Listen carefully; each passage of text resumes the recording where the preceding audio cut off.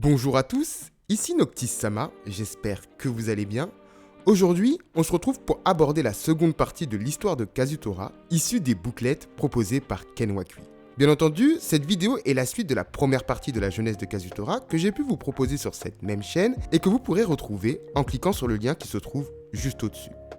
Quoi qu'il en soit, dans cette première partie, je vous propose d'explorer ensemble les premiers pas de Kazutora parmi les futurs membres du Toman, et en particulier sa relation assez difficile avec Maiki qu'il considère comme un garçon capricieux. Bref, j'espère que vous êtes prêts car c'est sans plus tarder que nous allons nous plonger dans le vif du sujet. La seconde partie de l'histoire de Kazutora débute avec un flashback dans lequel on pourra témoigner de la violence de son père envers les membres de sa famille. En effet, dans ces premières cases, on y retrouve un Kazutora à terre, dans un appartement ravagé avec son père le surplombant.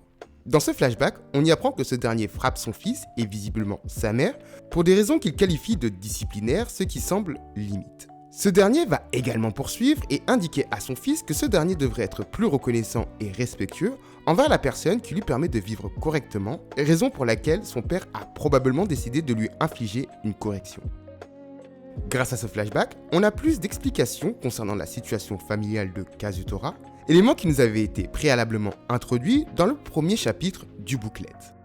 Bref, quoi qu'il en soit, suite à cette scène, on retrouvera le personnage assis sur la moto de Baji, perdu dans ses pensées. En effet, c'est en se remémorant ce souvenir que le personnage méprisera le côté arrogant de son père, comportement qui, à ce stade, a une grande influence sur le comportement de Kazutora. Bref, c'est après que Baji interviendra pour sortir son ami de ses pensées en lui demandant s'il se sent bien, que le personnage fera rapidement le parallèle entre le comportement de son père et celui de Maiki. En effet, dans cette scène, on y retrouve le futur capitaine du Tokyo Manjikai, conduisant le scooter que nous avions pu découvrir dans l'œuvre principale et qui, de manière infantile, exigera que ses amis restent derrière lui afin qu'il puisse ressortir comme le leader et frimer avec sa bécane qu'il considère comme étant la plus rapide. Cette action ridicule du futur capitaine du Toman sera le premier élément qui irritera Kazutora, lui rappelant irrésistiblement l'arrogance de son père, construisant par la même occasion son aversion envers le personnage. Quoi qu'il en soit, après ce passage, on y retrouvera les futurs membres du Toman en train de partager un repas au restaurant. Une nouvelle scène qui sera l'occasion de creuser l'aversion de Kazutora envers Maiki, encore une fois à cause de son comportement enfantin.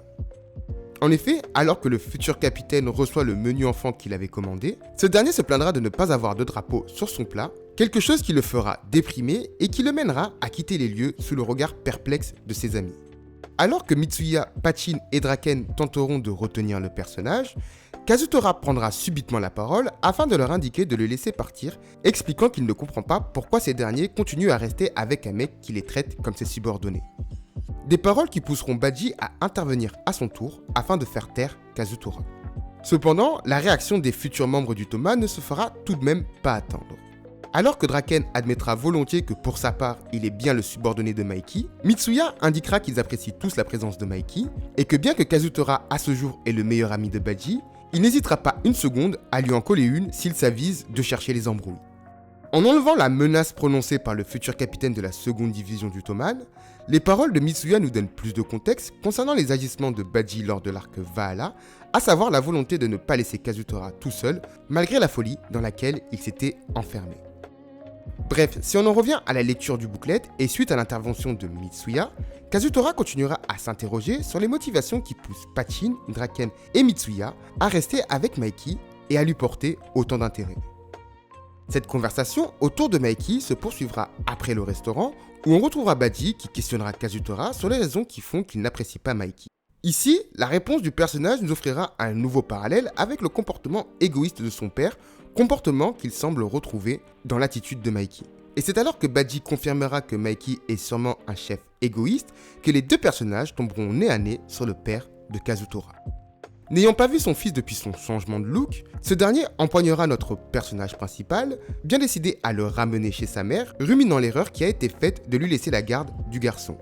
Ici, on comprend donc que la famille de Kazutora a fini par éclater et c'est sûrement dû au comportement abusif de son père. Les prochaines cases de ce chapitre nous offrent alors une scène assez poignante dans laquelle notre personnage principal se remémorera des coups qu'il a reçus de son père et de son air supérieur. Air qui lui rappelle la situation de petite fourmi se faisant martyriser par un petit garçon. Et c'est au moment où Kazutora réalise qu'il ne veut plus de cette relation avec son père que Mikey, sorti de nulle part, interviendra en mettant un coup de pied à l'adulte tout en lui indiquant qu'il lui interdit de toucher à un seul cheveu de son ami. Une intervention assez surprenante pour Kazutora et qui montrera que le futur capitaine du Toman possède bien plus de qualités qu'il n'y paraît. Bref, suite à cette action, on retrouvera nos futurs membres du Toman, à savoir Draken, Pachin et Mitsuya, qui se moqueront de l'action de Mikey sur le père de Kazutora. Et je dois avouer que ça m'a également bien fait taper des barres, d'autant plus que le personnage a refusé de s'excuser après ce quiproquo. Cependant, malgré ce passage de rire du côté des futurs membres du Toman, notre personnage central perdu dans ses pensées reconnaîtra pour la première fois les qualités de Mikey en indiquant qu'il comprend finalement pourquoi le personnage est quelqu'un d'apprécié de tous et qu'il est également reconnaissant de ce qu'il a tenté de faire pour lui. Malgré cela, ce dernier va poursuivre et indiquer à Badji que dorénavant, il souhaite rester seul puisque ce dernier ne parvient pas à s'épanouir au sein d'un groupe. Une excuse bien servie par Kazutora servant de camouflage pour se protéger d'éventuelles trahisons de ses nouveaux amis et par conséquent de Mikey qu'il commence à apprécier. Cette décision radicale du personnage fait écho avec ce qu'il a pu vivre avec Jinpeke ou encore avec son père ou sa mère, personne supposée être proche de lui, lui ayant planté un couteau dans le dos. En s'isolant de ce groupe, Kazutora souhaite également faire face seul à ses problèmes sans que personne n'ait à s'en mêler. Et c'est d'ailleurs une semaine plus tard que le personnage rencontrera à nouveau Jinpeke entouré d'un groupe de délinquants. Une rencontre infortune qui sera l'occasion pour l'ancien ami de Kazutora de prendre sa revanche sur le futur membre fondateur du Toman. Étant au pied du mur, Kazutora n'aura pas d'autre choix de se lancer et de faire face à ses adversaires, même s'il prendra le temps de noter le manque de courage de Jinpeke, et comme en son doute, il finira bien entendu par se faire exploser. Et c'est alors que le personnage commencera à ruminer sa défaite tout en indiquant sa volonté de se venger, que Badji, posé à côté de lui sans que ce dernier le remarque, lui indiquera que la raison pour laquelle il n'a pas de pote, c'est bien à cause de la tête qu'il tire, à cause de son énervement.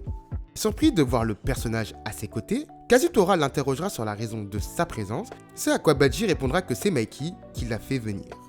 Le personnage ajoutera également qu'en arrivant, il a pu constater une scène qui pour Kazutora paraîtra incroyable. En effet, alors que Kazutora était dans les vapes, Mikey a littéralement éclaté tout le monde, et ce pour prendre la défense de son ami, comme quoi son nom n'était pas usurpé à cette époque. Cette scène sera également l'occasion pour Badji d'expliquer à son ami que malgré les doutes qu'il avait sur les liens qui pouvaient unir les futurs membres du Toman, une de leurs philosophies est bien de protéger leurs potes de toute leur force. Et c'est suite à ces paroles que Mikey se retournera et se réjouira du réveil de Kazutora.